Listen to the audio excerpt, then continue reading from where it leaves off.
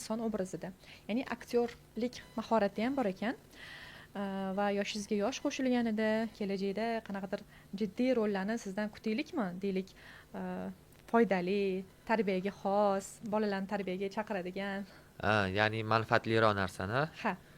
da biza manfaatli narsa berishimiz kerak.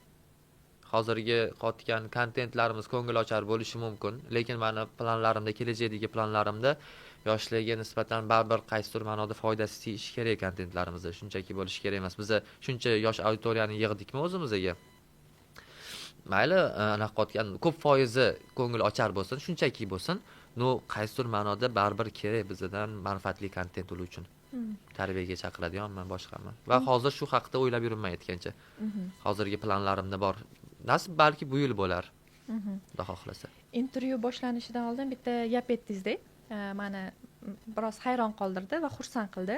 Ya'ni aytdingizki, meni shu obrazim odamlarga yoqadi va shu orqali menga auditoriya kiradi. Lekin asosiy meni maqsadim mana shu odamlarni o'zimga bog'lab olganimdan keyin haqiqiy xarakterimga mos, ularga foyda keltiradigan sekin-sekin kontentlarni boshlayman.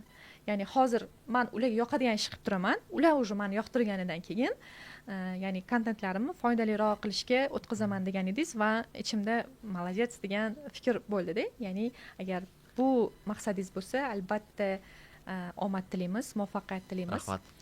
Umumiy holatda siz bilan bugungi suhbat men uchun juda ham qiziq bo'ldi. Menimcha kuzatuvchilar uchun ham juda ham qiziqarli bo'ladi. Sababi men shaxsiyatingizni bugun alohida o'zim uchun ochdim. Va kadr ortida kuzatib turgan insonlarga bitta gap aytmoqchi bo'lardim. Sizlar Instagram orqali yoki bo'lmasam YouTube orqali ko'rayotgan barcha insonlaringlar bu faqatgina rol bo'lishi mumkin. Ya'ni ko'rayotgan barcha narsalarimiz haqiqat emas. Shu sabab har bitta insonni qanaqadir deylik, ko'cha tilida aytamiz, обсуждать deydi, muhokama qilishdan avval u insonni fitratiga nigoh tashlang va u inson haqida keyin qanaqadir qaror qabul qiling. Bugun suhbatimizda Ibrohim Erkinjonov bo'ldi. Ishonamanki, o'zingizlar uchun kerakli bo'lgan savollaringizga javob oldinglar va bu insonni sizlar ham menga o'xshab alohida shaxsiyatini kashf etdinglar. Intervyumiz qiziq bo'lgan bo'lsa, o'zingizlarning fikringizni qoldiringlar va keyingi ishtirokchi kim bo'lishini kommentariyalarda yozib qoldiringlar. Sizga esa alohida rahmat.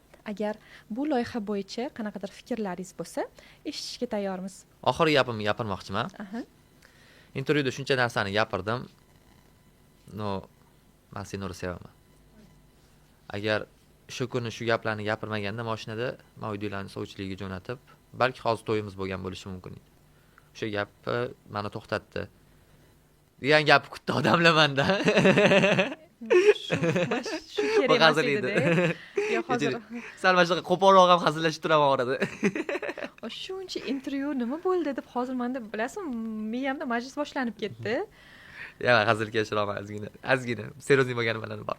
Kechiringlar, sizlarni ham qo'rqitib yuborgan bo'lsam. Kompensatsiya talab qilaman deydi.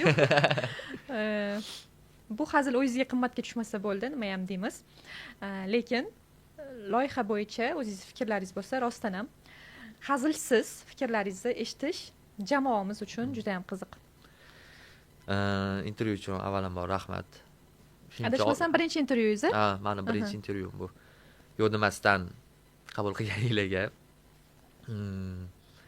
Ancha ichimdagi yetadigan narsalarim bor edi auditoriya bilan. Shu intervyu orqali to'liq ko'rib olishligi mumkin. Endi storieslarda ko'p bo'lib ketib qoladi. Shuning uchun ham to'liq ko'rib olishligi mumkin.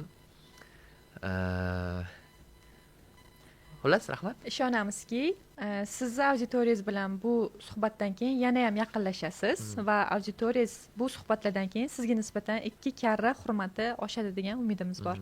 Xudo xohlasa. Yana bitta narsa aytay. Men hozir bitta va'da bermoqchiman. Bu o'zim uchun ishlashga harakat qilishimga yordam beradi. Mana shu intervyuda va'da bermoqchiman. Men 1 yildan keyin shu yil yoki shu yildan keyin men o'zimga Mercedes mashinasini olmoqchiman. Maqsadlarim orasida bor-da. 2027-yil. Katta albom yozmoqchiman. Ya'ni muzikant darajasiga chiqmoqchiman O'zbekistonda, urovingda bor muzikantlar darajasiga chiqmoqchiman-da. Xudo xohlasa shu darajani urib, keyingi intervyuda mana shu narsalarni eslab, o'zimni va'damni bajarganimni etish xohlayapman. Shu narsani va'da bermoqchiman men hozir. Inshaalloh. Xudo xohlasa inshaalloh. Juda ham zo'r niyat bo'ldi, lekin bunga yarasha juda katta mas'uliyatni bo'yningizga olib qo'ydingiz. Albatta. Sababi buni ko'radigan, deylik, sizni podpисчикларingiz, kuzatuvchilaringiz bu narsa bo'lmasa, hafsalasi pir bo'lishi mumkin yoki sizga nisbatan negativ ketib qolishi mumkin. Shuning uchun hozirgidan ham ko'ra ko'proq endi menimcha sizni katta mehnat kutyapti. Albatta. Va niyatlaringizga yetib yurishingizni biz tilaymiz va keyingi suhbatda xuddi shu darajada aytganingizdek, va'da qilganingizdek darajada suhbatlashish nasib qilsin. Aytganingizga. Tashrifingiz uchun alohida rahmat. Sizga ham Bu rahmat. suhbat hamma uchun foydali va manfaatli bo'ladi degan umiddamiz. Sog' bo'ling. Salomat bo'ling.